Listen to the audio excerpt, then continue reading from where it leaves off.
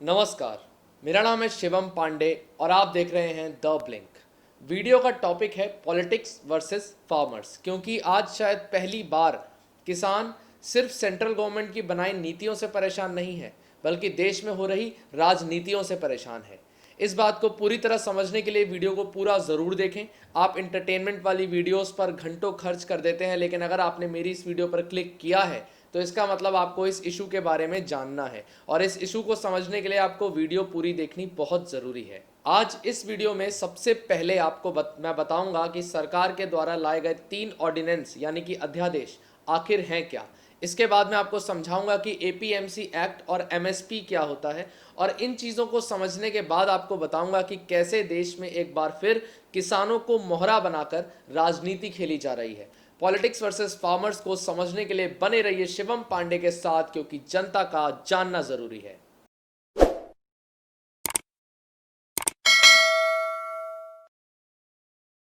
Central government या कहें तो मोदी गवर्नमेंट जून के महीने में इसी साल 3 एग्रीकल्चर रिलेटेड ऑर्डिनेंसेस लेकर आई थी।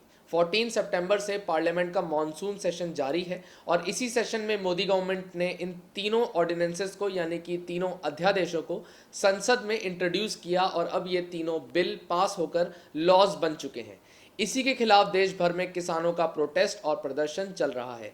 सबसे पहले ये जान लीजिए कि ऑर्डिनेंस क्या होता है। आपको पता है हमारे देश में पार्लियामेंट सभी लॉज पास करती है, लेकिन जब पार्लियामेंट एक्शन में ना हो तब जो लॉज पास होते हैं उन्हें ऑर्डिनेंस कहा जाता है। जैसे जून के महीने में पार्लियामेंट पैंडेमिक को देखते हुए बंद था, तब सेंट्रल गवर्नमेंट ने कैबिनेट मिनिस्टर्स के सिग्नेचर के साथ 3 ऑर्डिनेंसेस को पास किया। एक ऑर्डिनेंस को 6 हफ्ते 6 वीक्स यानी कि 42 डेज के अंदर पार्लियामेंट से पास करवाना होता है। अगर ये पार्लियामेंट में पास नहीं हो पाया तो ऑर्डिनेंस डिसॉल्व हो जाता है।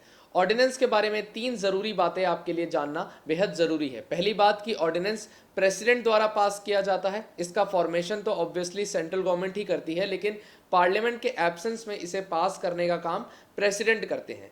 दूसरी जरूरी बात यह कि हमारे संविधान को बनाने वालों में से एक पंडित एच.एन. कुंजरू ने ऑर्डिनेंस के प्रोविजन का फंडामेंटल रीजन समझाया था, यानी कि उन्होंने बताया था कि क्यों भारत के संविधान में ऑर्डिनेंस का अध्यादेश का प्रोविजन रखा जा रहा है। उनका कहना था कि जब कभी देश में किसी इमरजेंसी के दौरान कोई अर्जेंट एक्शन लेने की जरूरत पड़े तब ऑर्डिनेंस के द्वारा ये एक्शन लिया जा सकता है, और इसलिए ही आर्टिकल 123 जो ऑर्डिनेंस लाने की पावर्स देता है उसमें साफ बताया गया है कि प्रेसिडेंट सिर्फ तब ही ऑर्डिनेंस पास कर सकते हैं जब प्रेसिडेंट खुद सेटिस्फाइड हो कि देश में ऐसे सर्कमस्टांसेस हैं जहां उस ऑर्डिनेंस द्वारा इमीडिएट एक्शन लेने की जरूरत है।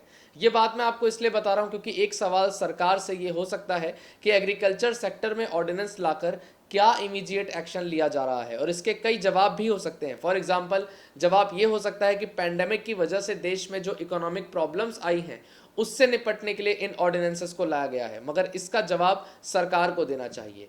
और आखिरी और तीसरी महत्वपूर्ण बात यह कि जिस तरह आर्टिकल 123 के द्वारा प्रेसिडेंट देश के लिए ऑर्डिनेंसेस को पास कर सकते हैं, उसी तरह आर्टिकल 213 के द्वारा एक स्टेट के गवर्नर भी स्टेट में ऑर्डिनेंस पास कर सकते हैं।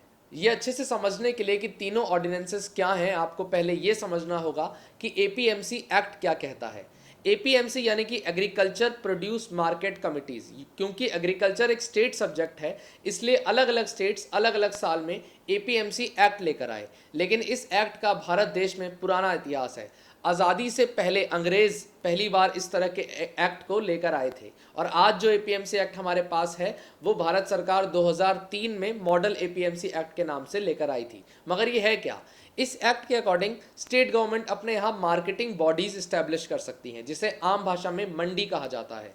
सरकार सभी किसान अपनी प्रोड्यूस को, अपनी उपज को इन सरकारी मंडियों में लेकर आएंगे और यहीं बेचेंगे। कोई भी किसान सरकारी मंडियों के अलावा और कहीं भी अपनी फसल नहीं बेच सकता।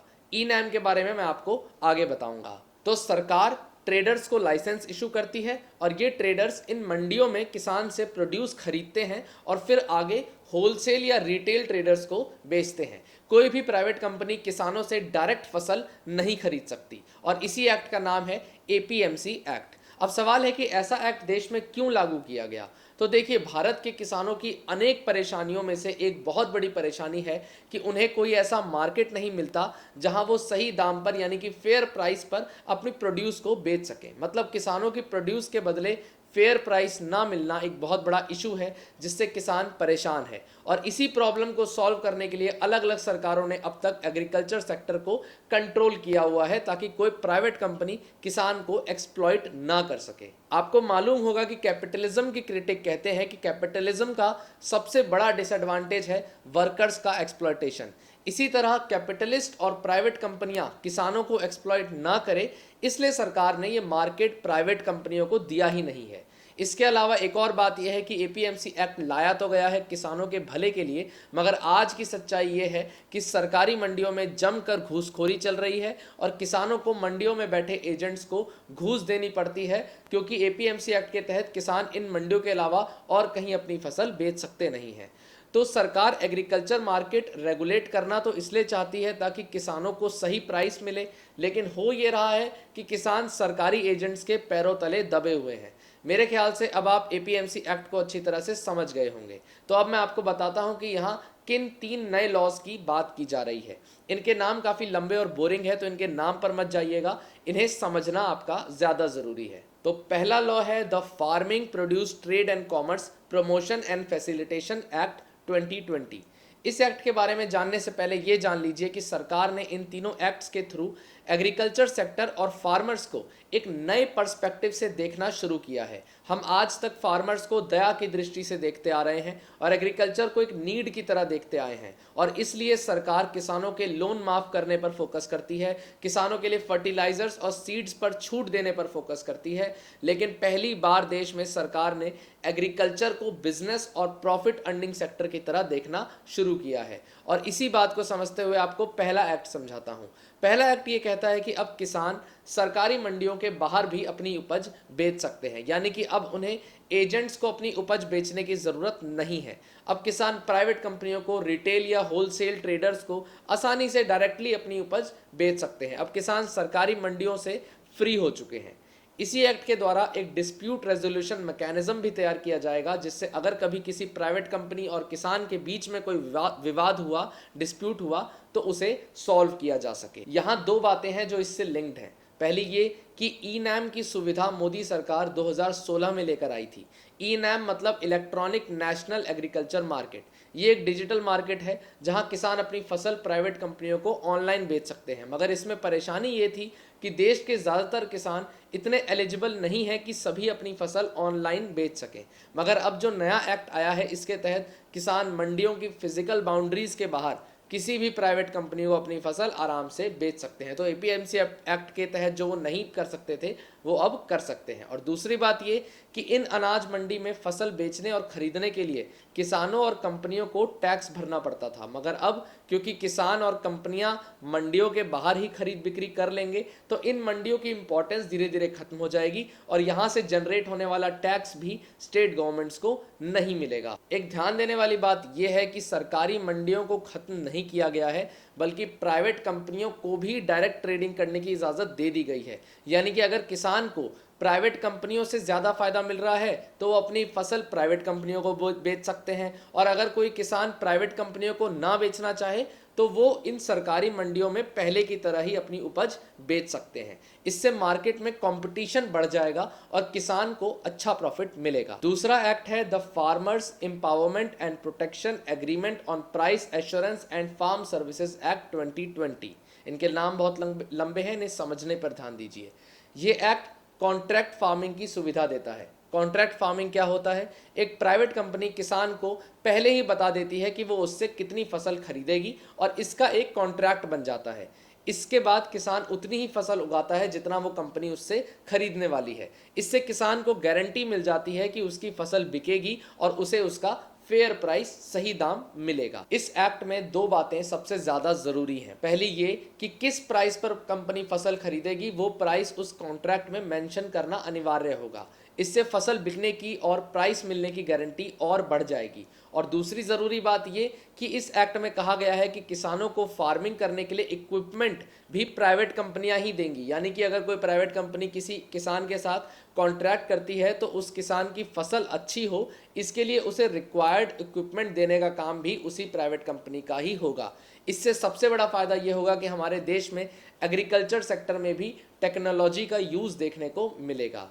आपको मालूम होगा कि हमारे ही देश के कई बच्चे अपने कॉलेज के दिनों में ऐसे कई प्रोजेक्ट बनाते हैं जिससे किसानों को फार्मिंग में फ़ायदा हो। जैसे कि मैंने खुद एक हैकाथॉन में ऐसा डिवाइस देखा था जो एक खेत में कब कब पानी देने की ज़रूरत है इसका नोटिफिकेशन मोबाइल पर भेजता था। और ऑटोमेटिक इरिगेशन सिस्टम वाले डिवाइसेस भी हर साल बच्चे बनाते हैं, लेकिन इन डिवाइसेस को किसान खरीदना अफोर्ड नहीं कर सकते, पर प्राइवेट कंपनियां कर सकती हैं। तो इससे एक तो एग्रीकल्चर सेक्टर में टेक्नोलॉजिकल एडवांसमेंट देखने को मिलेंगे और दूसरा इंजीनियर्स और इनोवेटर्स को भी एक नया मार्केट मिलेगा और देश में इनोवेशन और स्टार्टअप बढ़ेगा। तीसरा ऑर्डिनेंस कोई एक्ट नहीं है, ये एक पुराने एक्ट में अमेंडमेंट है। एसेंशियल कमोडिटीज़ एक्ट 1955 में अमेंडमेंट किया गया है। इस अमेंडमेंट को समझने के लिए एक छोटी सी बात आपको समझनी पड़ेगी। जैसा कि मैंने आपको बताया कि एसेंशियल कमोडिटीज़ एक्ट 1955 में लाया गया था, यानी कि देश के आज़ाद होने के सिर्फ 7 साल बाद, और तब से लेकर अब तक देश में क्या कुछ बदलाव नहीं आए हैं, लेकिन इस एक्ट में कोई अमेंडमेंट नहीं किया गया। देखिए, देश जब आज़ाद हुआ था उस समय किसानों की हालत काफ़ी ख़राब थी और देश में काला बाजारी और भ्रष्टाचार भी चरम सीमा पर था। माफिया और पॉलिटिकली बैक्ड गुंडे ज़रूरी चीज़ों की काला बाजारी करके लाखों रुपया कमाते थे। काला बाजारी मतलब किसी भी ज़रूरी सामान को भारी मात्रा में खरीद कर रख लेना और फिर बाद में जब मार्केट से वो सामान ख़त्म हो जाए और लोगों को ज़रूरत हो तो उनकी डिमांड का फ़ायदा उठाते हुए ज़्यादा प्राइस पर उस सामान को बेचना। इन चीज़ों से निपटने के लिए 1955 में सरकार इसेंशियल कमोडिटीज़ एक्ट लेकर आई थी। इसेंशियल मतलब ज़रूरी और कमोडिटीज़ मतलब सामान, यानी कि ज़रूरी सामानों के लिए एक कानून। क्या है ये कानून? इसेंशियल कमोडिटीज़ की एक लिस्ट है जिसमें अमेंडमेंट से पहले 24 सामान थे, 24 गुड्स थे, और अब सिर्फ 9 गुड्स 9 सामान ही रह गए हैं। पुराने 24 ज़रूरी सामानों में से एग्रीकल्चर रिलेटेड सामान जैसे wheat, serial, pulses, edible oil वगैरह निकाल दिए गए हैं। तो ये कानून ये कहता था कि ये जो इसेंशियल कमोडिटीज़ हैं इनको स्टॉक करके नहीं रखा जा सकता। ध्यान रहे, ये एक्ट उस समय लाया गया था जब देश में काला बाजारी होती थी। अनाज माफिया ज़रूरी अनाजों को स्टोर करके रख लेते थे और बढ़े हुए दामों पर बेचते थे। इसकी वजह से देश में भुखमरी बढ़ गई थी और सरकार को वीट यानी कि गेहूं भी यूएस से मंगवाना पड़ रहा था। ऐसे में सरकार ये एक्ट लेकर आई जिसके तहत किसी भी ज़रूरी सामान को स्टोर करना इलीगल कर दिया गया और अनाज माफिया खत्म हो गए। लेकिन अब हमारे देश में अनाज की कमी बिल्कुल भी नहीं है, स्कार्सिटी नहीं है। अब हम पूरी दुनिया में वीट के सबसे बड़े प्रोड्यूसर हैं और सबसे बड़े एक्सपोर्टर भी हैं। तो अब 2020 में सरकार ने इसेंशियल कमोडिटीज़ एक्ट में अमेंडमेंट किया है और एग्रीकल्चर रिलेटेड प्रोडक्ट्स को इससे हटा दिया है। अब कोई भी वीट और मेज़ जैसे प्रोडक्ट्स को स्टोर कर सकता है। इससे देश में प्राइवेट कोल्ड स्टोरेज फैसिलिटीज़ का भी एक नया बिजनेस जनरेट होगा और प्राइवेट कंपनीज भी इन फसलों को स्टोर करके दूसरे देशों में बेच सकेंगी। इससे कंपनीज का भी फायदा होगा और किसानों का भी। जहां तक ये सवाल है कि क्या अब कालाबाजारी नहीं होगी, तो इसमें दो बातें हैं। कालाबाजारी करने के लिए कोई इतना पैसे वाला आदमी होना चाहिए जो मार्केट से ज़्यादातर अनाज खरीद सके, और इस वक्त भारत इतना बड़ा देश है जहां कोई भी ऐसा नहीं कर सकता। और दूसरी बात, कालाबाजारी का मकसद ही ये है कि बाजार से सारा सामान खरीद कर अपने हिसाब के प्राइस पर बेचना। तो सरकार ने इस अमेंडमेंट में इसके लिए भी एक प्रोविज़न रखा है। अगर मार्केट में किसी सामान का प्राइस काफ़ी ज़्यादा बढ़ गया तो सरकार उसे फिर से इसेंशियल कमोडिटीज़ में डालकर रेगुलेट करना शुरू कर देगी, और तब इन कालाबाजारी करने वाले लोगों को फोर्सिबली अपना सामान मार्केट प्राइस पर ही बेचना पड़ेगा। सरकार ने इस अमेंडमेंट में ये प्रोविज़न रखा है कि मार्केट में प्राइसेस काफ़ी ज़्यादा बढ़ने पर या किसी तरह की नेचुरल कैलेमिटी आने पर सरकार अभी निकाली गई कमोडिटीज़ को फिर से रेगुलेट कर सकती है। मैंने आपको सेंट्रल गवर्नमेंट के द्वारा लाए गए तीनों ऑर्डिनेंसेस जो अब लॉज बन चुके हैं उनके बारे में समझा दिया, और आई होप आपको बहुत अच्छे से समझ भी आ गए होंगे। लेकिन सवाल है कि जब ये तीनों लॉज इतने प्रॉफिटेबल हैं तो फिर किसान इसके खिलाफ प्रोटेस्ट क्यों कर रहे हैं? प्रोटेस्ट करने के पीछे 3 कारण हैं। पहले कारण को समझने से पहले आपको ये समझना होगा कि एमएसपी क्या होता है। एमएसपी मतलब minimum support price. Central government हर साल सोइंग सीजन यानी कि फसल उगाने से पहले सभी फसलों की मिनिमम सपोर्ट प्राइस डिक्लेयर कर देती है। मतलब फसल को उगाने से पहले ही बता देती है कि वो फसल सरकारी मंडी में कितने रुपए में बिकेगी। इससे किसानों को गारंटी मिल जाती है और किसान एमएसपी के हिसाब से ही इन्वेस्टमेंट करते हैं। एमएसपी का मेन ऑब्जेक्टिव ये है कि किसानों को डिस्ट्रेस सेल ना करनी पड़ी। डिस्ट्रेस सेल मतलब कभी नेचुरल या इकोनॉमिक डिजास्टर की वजह से फसलों के दाम काफ़ी ज़्यादा गिर जाते हैं और किसानों को इसकी वजह से काफ़ी भारी चोट सहनी पड़ती है, उन्हें अपनी उपज घाटे में बेचनी पड़ती है। ऐसा ना हो इसलिए सरकार पहले से ही अनाजों के दाम तय कर देती है और किसी भी तरह की कैलेमिटी आने पर भी सरकार उसी तय की गई कीमत पर फसल खरीदती है। एक आखिरी बात एमएसपी के बारे में ये कि अभी तक किसान सिर्फ सरकारी मंडी में अनाज बेच सकते थे, तो ये मिनिमम सपोर्ट प्राइस भी उन्हें इन मंडियों में ही मिलता था। तो अब किसानों को डर ये है कि ये जो नए कानून आए हैं इनके तहत मंडियों की इम्पोर्टेंस तो खत्म हो जाएगी। जब प्राइवेट कंपनियां डायरेक्ट किसानों से अनाज खरीद सकेगी तो वो क्यों मंडियों के थ्रू खरीदेगी और क्यों खामखा मंडियों में टैक्स भरेगी। और जब मंडियों की इंपॉर्टेंस खत्म हो जाएगी तो साथ ही साथ एमएसपी भी खत्म हो जाएगा, क्योंकि एमएसपी तो सरकार देती है लेकिन प्राइवेट कंपनियां एमएसपी नहीं देंगी। तो किसानों के प्रोटेस्ट करने का सबसे बड़ा रीज़न यही है। उनका कहना है कि सेंट्रल गवर्नमेंट एमएसपी रजीम को ख़त्म करना चाहती है। किसान चाहते हैं कि ये लॉ बनाया जाए कि प्राइवेट कंपनियां भी मिनिमम सपोर्ट प्राइस रखेंगी और जो कंपनियां किसानों को एमएसपी से कम प्राइस दें उन पर सरकार द्वारा कार्यवाही की जाएगी। इस पर प्रधानमंत्री का कहना है कि वो ये आश्वासन देते हैं कि एमएसपी की व्यवस्था पहले की तरह ही बनी रहेगी। और एक बात और जो प्रधानमंत्री ने कहा जिस पर ध्यान देना ज़रूरी है वो ये कि काफ़ी सारी शक्तियां किसानों को भ्रमित या मिसगाइड करने में लगी हुई हैं।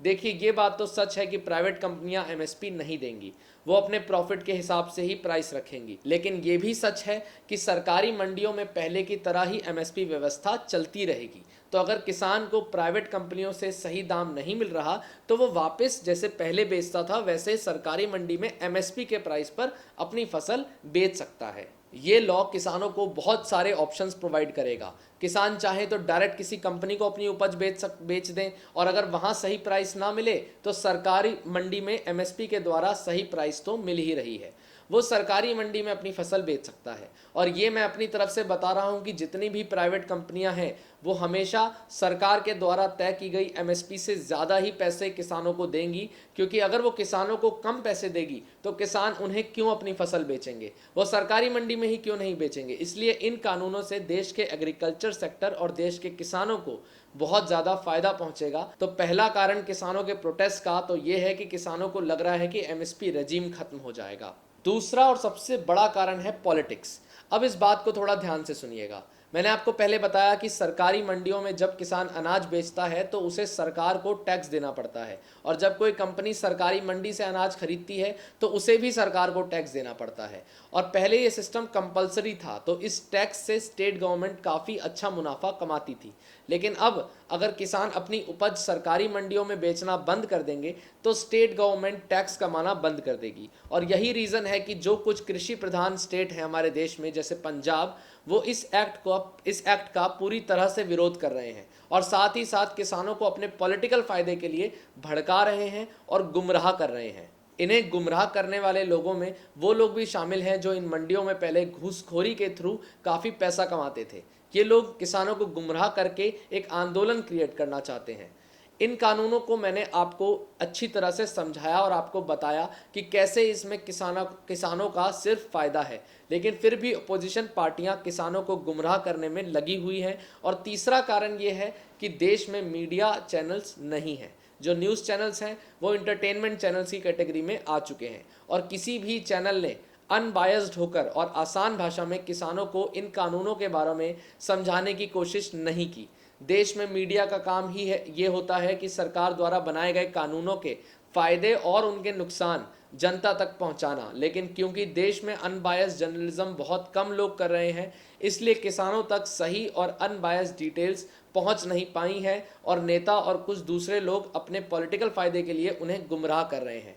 एक आखिरी बात मैं आपको बता दूं और फिर इस वीडियो का अंत करते हैं। जितनी भी पार्टियां आज इस कानून का विरोध कर रही हैं, चाहे वो कांग्रेस हो या कोई और, ये वही पार्टियां हैं जिन्होंने इलेक्शन से पहले ये वादा किया था कि वो जब पावर में आएंगी तब इन कानूनों को लाएंगी।